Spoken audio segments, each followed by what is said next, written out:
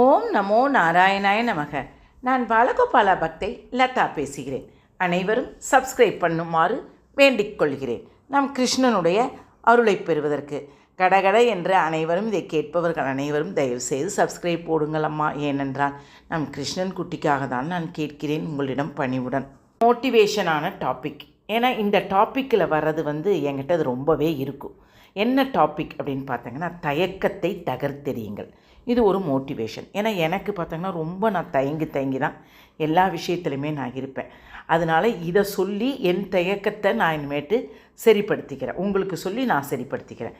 என்னன்னு பார்த்தீங்கன்னா, வெற்றி என்ற ஒன்றே நாம் அனைவரும் இலக்காக உள்ளது. இப்போ நம்மளே ஏதோ ஒரு வெற்றி பெறணும்னா ஒரு இலக்குனா என்ன, எய்மாக நமக்கு இருக்கும். ஆனால் அந்த வெற்றிக்கு தடையது தயக்கம் என்ற ஒரு பய உணர்வே. ஒரு புதிய வாய்ப்பு நம்மளை தேடி வரும்போது அது நம்மால் செய்ய முடியுமா என்று நம் மனது இயல்பாகவே சிந்திக்க தொடங்குகிறதம்மா. நமக்கு முழு தகுதியும் திறமையும் ஆற்றலும் இருந்தால் கூட தயக்கம் என்ற உணர்வை உடனே எட்டி பார்க்க தொடங்கிவிடுகிறது. தயக்கம் நமது நம்பிக்கையை நம் மனதிலிருந்து அகற்றிவிடும் இயல்புடையது. ஒரு வாய்ப்பு நம்மளை தேடி ஒன்று வருது.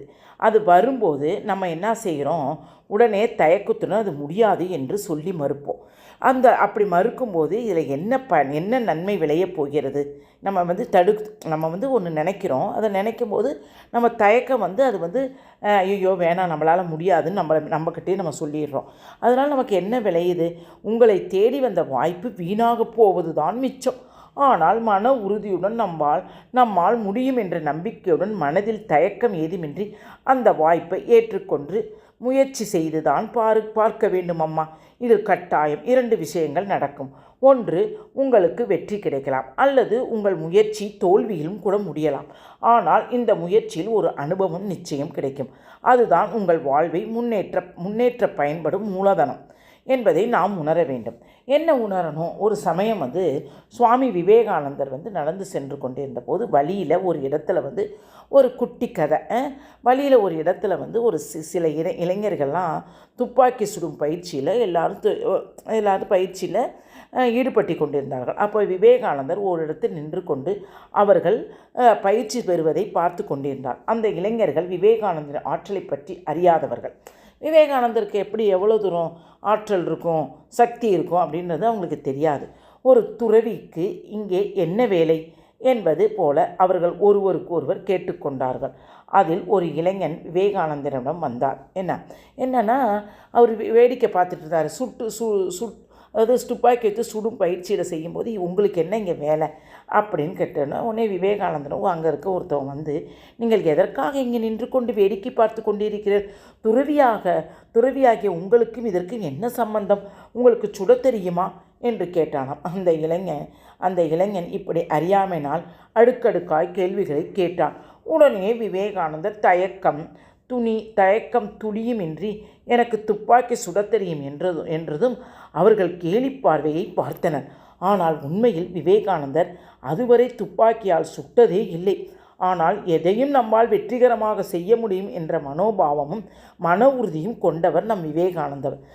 அதனால் அவர் மனதில் தயக்கம் என்பதே கிடையாதம்மா. இளைஞர்கள் துப்பாக்கியை அவர் கையில் கொடுக்க அதை வாங்கி குறிப்பார்த்து அவர் மிக சரியாக அந்த இலக்கை நோக்கி சுட்டாராமா. இதை கண்ட அந்த இளைஞர்கள் வியந்து போனார்களாம். எந்த பணியும் செய்தாலும் தயக்கம் எதுவுமின்றி அது முழு கவனத்தோடு செலுத்தி செய்துவிட்டால் வெற்றி நிச்சயம் என்பதை அடிக்கடி நிரூபித்திருக்கிறார் சுவாமி விவேகானந்தர். நாமும் இனி எந்த காரியம் செய்தாலும் நம்மால் முடியும் என்ற நம்பிக்கையோடு அந்த காரியத்தை முழு கவனத்துடன் செய்ய வேண்டும். அப்போது நமக்கு வெற்றி நிச்சயம் உண்டு. நம்முடைய வெற்றியை தீர்மானிக்க பல வகைகள் உள்ளன. அவற்றில் தயக்கமின்மை ஒரு முக்கியமான காரணமாகும். தயக்கமின்றி எதையும் முறையாகவும் நேர்மையாகவும் அனுபவர்களை சாதிக்கிறார்கள். வாழ்க்கையில் ஏராளமான வெற்றிகளை குவிக்கிறார்கள். எனவே தயக்கத்தை உங்கள் மனதில் இருந்து அகற்றி அதற்கு விடை கொடுங்கள். உங்கள் பிரச்சனைகளும் தயக்கம் ஏதுமின்றி மன வலிமையோடு எதிர்கொள்ளுங்கள். வெற்றிகளை உங்களை தேடி குவியும். இது எதுக்கு எனக்கு இந்த டாபிக் பிடிச்சிருந்தது அப்படின்னா, உண்மையிலே இப்போ வாழ்க வளமுடலை எங்களை இப்போ ஒரு டாப்பிக்கெல்லாம் பேச வைக்கிறாங்க. பேச வைக்கும்போது முந்தா நாள் ஒரு டாபிக் எல்லோரும் எழுதிட்டு வாங்க அப்படின்னு சொல்லும்போது அந்த டாப்பிக்கை பற்றி எனக்கு அவ்வளோ மனசுக்குள்ளே அவ்வளோ இருக்குது அந்த டாப்பிக்கோட பேசணுன்ட்டு.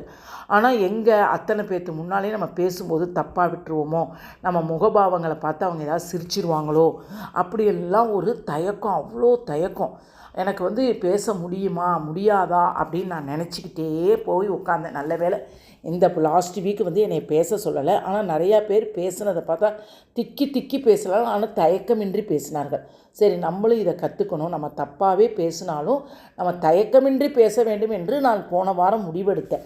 முடிவு எடுக்கும்போது எனக்கு இந்த குட்டி கதை சிந்தனை விளக்கத்துலேருந்து எங்களுக்கு சொன்னாங்க. அந்த கதையை நான் கொஞ்சம் எக்ஸ்ட்ரா பண்ணி நான் அதை சொல்லியிருக்கிறேன். அதனால தான் எனக்கு இந்த சபை முன்னால் பேசுகிறதுக்கு, இந்த யார் முன்னாலே பேசுகிறதுக்கு ரொம்பவே தயக்கம் இருக்கும். அவங்க ஏதாவது நம்மளை தப்பாக மீன் பண்ணிப்பாங்களோ, தப்பாக இது பண்ணிக்குவாங்களோ அப்படிலாம் நினச்சி நான் நிறையா எவ்வளவோ சாதிக்கணுன்ற எண்ணம் இருக்கும். ஆனால் என்னால் சாதிக்க முடியாது. இப்போ தான் முதல் படியை நான் எடுத்து வச்சுருக்கிறேம்மா. அதனால தான் உங்களுக்கும் ஏதாவது தயக்கம் இருந்துச்சுன்னா அதை தகர்த்தி எறிந்து விடுங்கள். ஏன்னா நான் இப்போ இங்கிலீஷ் எனக்கு ஓரளவுக்கு நல்லா பேச தெரியும். ஆனாலும் ஒருத்தவங்க டக்குன்னு நல்லா இங்கிலீஷ் பேசுகிறவங்கள்ட்ட போய் பேசுகிறதுக்கு பயப்படுவேன். ஐயோ, நம்மளை தப்பாக எடுத்துக்குவாங்களோ, நம்ம தப்பாக பேசிடுவோமோ. இது என்னுடைய தயக்கத்திற்கு இது பெரிய எனக்கு ஃப்ளாப் கிடச்சிது. அப்புறம் யார் என்ன நினச்சா என்ன, நம்ம தப்பாகவே இஷ்டத்துக்கு பேசலாம் இங்கிலீஷுன்ட்டு பேச எனக்கு இப்போ நல்லாவே வந்துருச்சுமா. அந்த மாதிரி சில விஷயத்தில் இதெல்லாம் நான் பட்டதுனால சும்மா அந்த கிருஷ்ணனுடைய 1000 நாமங்கள் 1000 கதைகளுக்கு நடுவில் கொஞ்சம் மோட்டிவேஷனை பற்றி நான் வாழ்க வளமுடன் கிளாஸில் உள்ள சில சிந்தனைகளை பற்றி உங்களுக்கு சொல்ல விரும்புகிறேன். பிடிச்சிருந்தால் லைக் பண்ணவும், ஷேர் பண்ணவும், கமெண்ட் பண்ணவும். வாழ்க வளமுடனமா. ஹரே கிருஷ்ணானா கண்ணுங்களா. தயவுசெய்து சப்ஸ்கிரைப் பண்ணுமாறு கேட்டுக்கொள்கிறேன். நான் கிருஷ்ணனுக்காக இந்த சேவையை செய்கிறேன்.